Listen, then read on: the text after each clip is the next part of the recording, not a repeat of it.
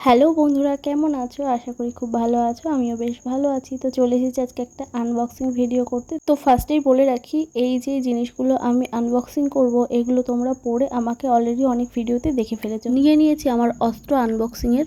দেন ওটায় ধার না থাকায় দাঁত মুখ খিচিয়ে আমি প্যাকেটটাকে ছিঁড়লাম। মিশো থেকে আমি এগুলো অর্ডার করেছিলাম। আর প্যাকেজিং এর কথা কি বলবো, দেখতেই পাচ্ছ খুব ভালো কন্ডিশনে এসেছে। আর এগুলো না সব আন্ডার 500 ছিল। এই দেখো আমার হাতে যে 3 পিস সেটটা দেখছো, এটা কিন্তু আমার খুব পছন্দের আর ভীষণ কমফোর্টেবল, পিওর কটনে, আর ভীষণ ভীষণ ভালো এসেছে।